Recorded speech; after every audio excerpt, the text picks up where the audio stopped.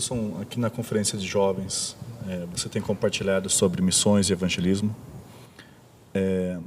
E eu não sei se esse é o retrato fiel de todo o Brasil, mas eu tenho sentido que um pouco que foi a geração anterior à nossa que era tão focada em evangelismo, em missões. Eu sinto que os jovens agora não estão tão focados nisso quanto antes. Como você acha que os jovens podem se envolver mais nas igrejas em missões, evangelismo? O que são algumas coisas que eles podem fazer? O que são algumas coisas que o pastor pode fazer para ajudá-los? Bom, eu creio que deve haver uma predisposição dos próprios jovens em sair das quatro paredes e falar de Jesus, seja num bairro da cidade, previamente pensado e orado e procurado, seja numa praça, seja numa cadeia dentro da cidade, seja numa FEBEM, seja no orfanato, num asilo. As portas estão abertas em todo lugar, em toda a cidade. Se nós quisermos entrar em algum lugar para compartilhar o Evangelho, as portas vão se abrir, acima de tudo, se o Senhor quiser nos usar ali. Então, a primeira coisa que deve existir é essa predisposição. Se eles não quiserem, eles não vão, né? E coragem, de fato, para pegar e sair e fazer.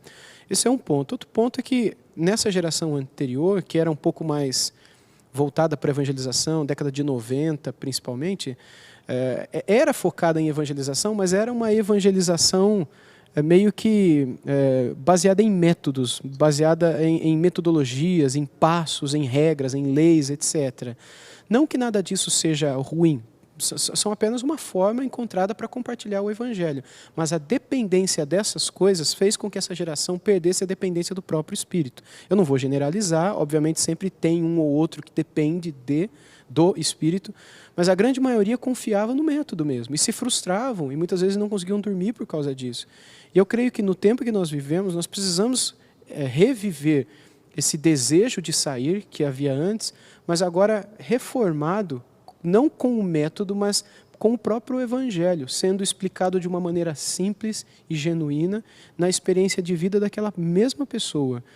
Eu creio que no tempo em que nós vivemos, para corrigir um pouco dos erros cometidos no passado, nessa questão da evangelização, os jovens procurarem conhecer mais a pessoa de Cristo, mais do que o método em si, conhecer mais o Evangelho do que os passos, do que as leis, porque o Evangelho ele não se resume a 4 leis, ou a 5 passos, ou a uma ponte, ou esses métodos que sempre que existiram aí de uns tempos para cá. O Evangelho ele é bem mais simples do que isso, e ele é bem mais profundo do que isso na sua simplicidade, que muitas vezes essas técnicas e esses folhetos resumem demais e acabam deixando o essencial do lado de fora.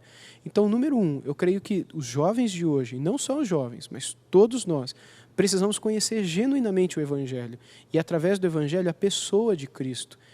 Naturalmente, isso vai nutrir um amor e uma gratidão e um louvor pela pessoa dele que não caberão dentro de nós. E eu creio que isso vai ser derramado de um modo natural por meio de evangelização para as pessoas com as quais nós convivemos.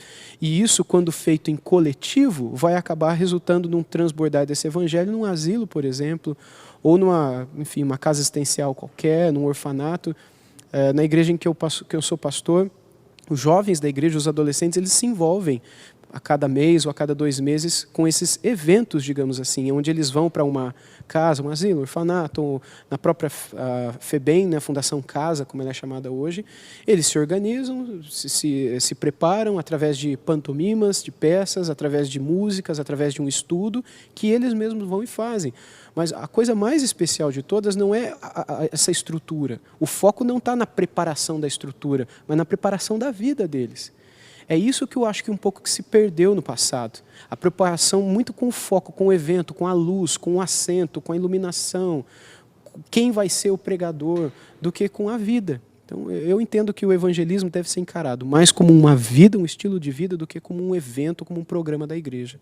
Quando eu estive estagiando lá na igreja do Mark Dever, uma das coisas que eu percebi que muitos jovens faziam lá, com essa cultura de evangelismo, né, mais baseado no modo de vida e não em eventos, era convidar simplesmente pessoas para estudar o livro de Marcos. E eles, às vezes a gente pensa em evangelismo só como aquele um evento, daquele um folhetim que eu vou conversar com a pessoa, e depois se a pessoa já não aceitar ou não fizer a oração naquele momento, eu falhei, e daí acaba. Mas muitas vezes precisa de mais de uma reunião. Você precisa estar junto com a pessoa várias vezes, estudando o livro de Marcos, e tem alguns materiais bons nesse sentido. E a ideia é que também que o nosso relacionamento com outras pessoas vai ajudar a gente a convidar as pessoas para ir na nossa casa, interagirem com elas, e conforme a gente chama para ir na igreja, compartilha do que Cristo fez na nossa vida e mostra o evangelho para a pessoa. Exato. Às vezes eu sinto que a gente, por causa de toda essa ideia de metodologia, a gente fica muito bugado, entendeu? A gente perde a grande comissão, que é de fazer discípulos, e não de sentar com o cara, mostrar um negócio para ele, fazer uma oração e nunca mais ver ele na nossa frente. Isso não é fazer discípulos. Para fazer discípulos, você precisa ensinar a pessoa tudo aquilo que um dia você aprendeu de Jesus. O cara vai ser batizado, você vai acompanhá-lo. Então, eu entendo exatamente dessa maneira, que você precisa acompanhar a pessoa, talvez pelo estudo de um livro da Bíblia, ou às vezes de um outro recurso literário que possa conduzir a pessoa no conhecimento do Evangelho, a fim de que você encaminhe essa pessoa para a cruz, para o Evangelho, para Cristo, e assim nós fazemos discípulos, não é? Ide, portanto, fazei discípulos todas as nações, né? Batizando-os, ensinando-os a guardar, e eu estarei convosco. Eu creio que o método atrapalha o fazer discípulos. Na verdade, o método, ele ofusca o discipulado. O método acaba sendo um desencargo de consciência, não é? Pronto, falei, não tenho mais responsabilidade nenhuma. E tira da nossa responsabilidade o foco no acompanhar da vida da pessoa, da vida na vida mesmo, né? De fazer o que Jesus fez com os 12, de fazer o que os 12 fizeram com outros. A gente não encontra um exemplo sequer na Bíblia deles terem sentado, 5 palavrinhas, uma oração, pronto, está salvo. Seu nome agora foi escrito no livro da vida. Esse absurdo que a gente vê no nosso tempo. Isso não existe no tempo do Novo Testamento, nem no período da história da igreja, no período inicial da igreja antiga. Eu creio que se a gente quer reviver tudo aquilo que um dia o nosso Senhor e os apóstolos e a igreja antiga viveu, nós precisamos ter esse modo de vida, de fato, né, de um evangelista, todos nós.